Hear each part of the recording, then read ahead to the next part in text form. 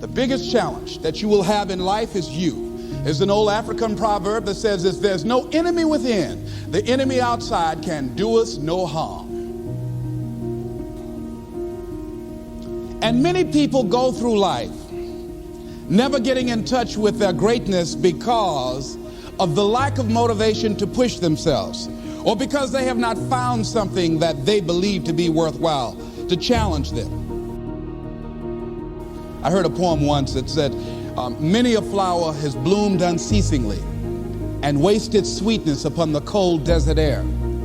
It's translated, that means simply that many a talented persons have gone unnoticed, and the world never had a chance to be exposed to their talent because that person did not take the time to begin to express or to demonstrate or to motivate themselves in the direction to bring that which they came into the universe to bring. How can you measure your motivation? How can you evaluate where you are on a scale of 1 to 10? Let's do this for ourselves mentally. How do you rate yourself from 1 to 10? Your mental attitude about yourself, how you feel about you, how you feel about life.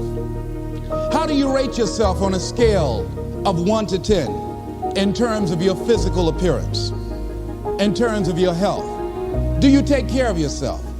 Are you allowing yourself to get overweight and out of shape? Are you conscious of your health? Are you watching the food that you take into your body?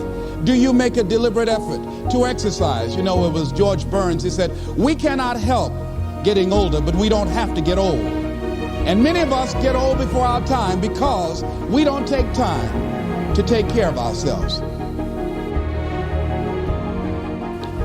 Your environment is a very good indicator. On a scale of 1 to 10, is it what you want it to be? Do you find it desirable? Are you satisfied?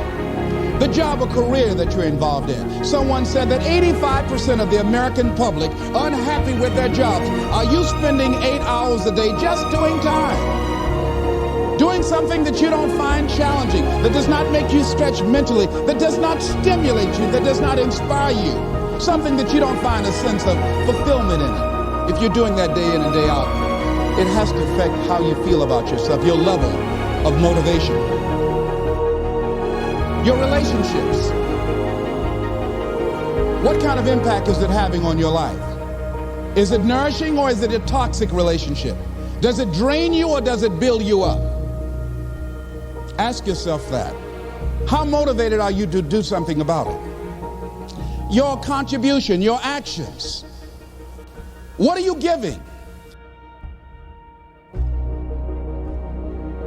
Many people will leave the universe without a trace. No one will know they were here. And in fact, under their name, we could put under there, not used up. Will anybody know that you came this way? What contribution are you giving? What will you leave? What will be different because you came this way? Someone once said that life is our gift to us. What kind of gift are you formulating? Is this a gift that you like to take back and do something else before you turn it in? Think about that. What can we do? What are some of the keys that we can begin to use to motivate ourselves when our batteries run low? Because I don't care who you are, I don't care what you do, at some time you are going to get tired. At some time you're going to get in a rut. Seem like nothing you do works out right. And sometimes it just seems like you just don't have the wherewithal or the will to do anything. That sometimes you act like you're punch drunk. You're just wading through life, just doing time day in and day out, looking at non-discriminatory television, anything that's on, just looking. And depressed, feeling powerless, feeling useless, and bored.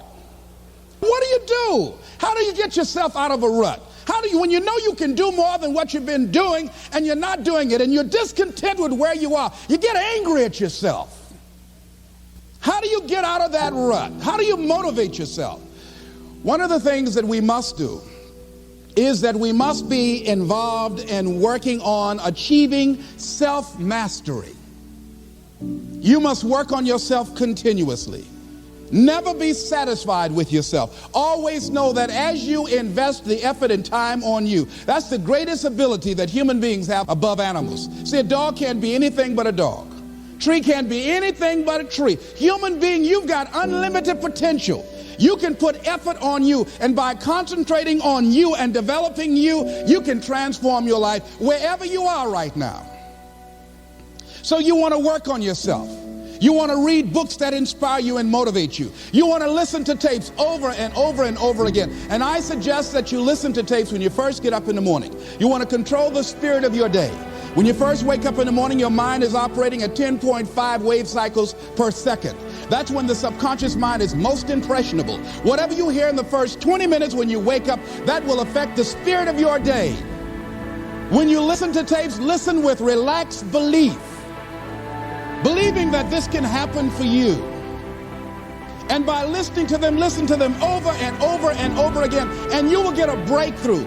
You can listen to the same tape for months, and all of a sudden you hear something you never heard before. It'll have a special meaning for you. Or read the same book over again, and you find some special insight. You said, I can't believe I didn't see that the first time. So you want to be involved in developing yourself. Most people won't do that. Most people won't take that kind of effort and invest that kind of energy in themselves, because they will fall prey to that conversation within. Oh, don't do that. You don't have time. You're too busy. You're too caught up in the rat race.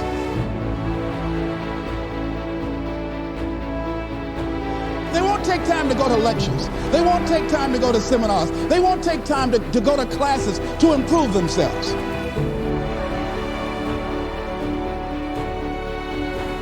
And as you continue to work on yourself, you will begin to expand your vision of yourself. You begin to work towards self-mastery.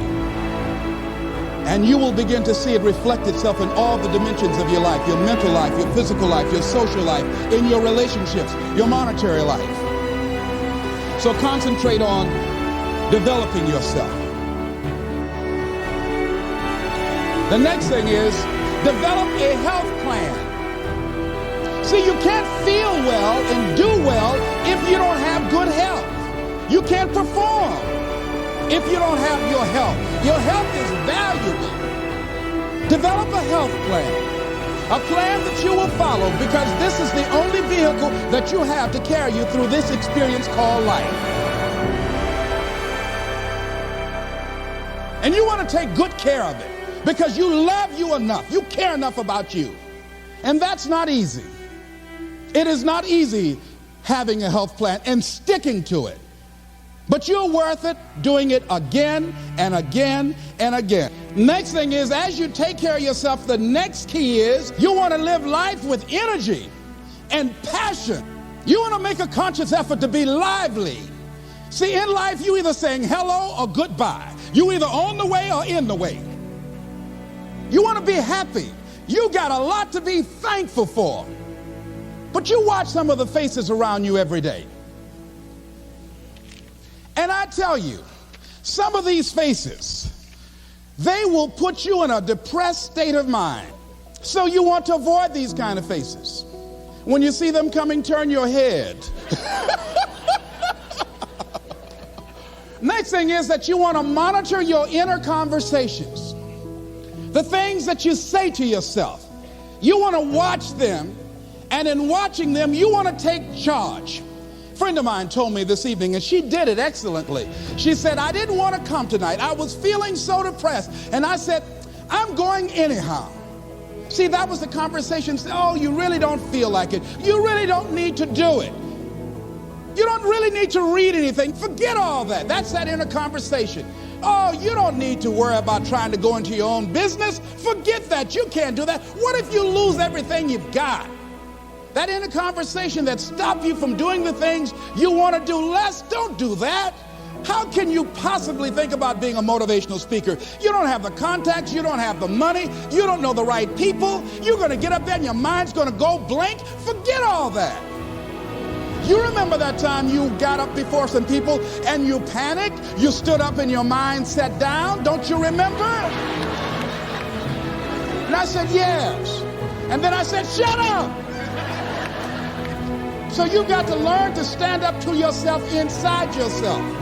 and short circuit, override that conversation that's always going on. 85% of what that conversation will tell you is negative. It's negative. It will tell you you're tired when you really are not tired. It will tell you you can't do it. It will fill you with fear. So you've got to watch that conversation. And when you find it going on, you've got to stand up to it and say, I'm going to do this anyhow. I'm afraid, but I'm afraid not to do it. And I'm not going to let you stop me. The next thing that is a key to self-motivation is that you've got to ask yourself, what do I want out of life? What do you want out of life? What do you want out of a job? What do you want out of a career?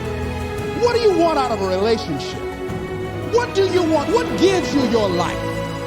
How will you know when you got it? What will make you happy? You need to know. You need to start asking yourself some questions. What do I really, really, truly want? You need to be exact about that. Don't be vague. Oh, I just want to be happy. That's too vague. What will make you happy? How will you know when you got it? Zero in on it. Be exact. Be specific. And as you do that, that will stimulate that superconscious mind or the reticular activating system of your mind that will begin to find those things, to identify with it. And once you begin to determine that which you want, take the time to write it down. Don't just think about it. Write it down. That is a subjective process that engages the subconscious mind. Write it down. Once you write it down, read it 3 times a day, morning, noon, and night.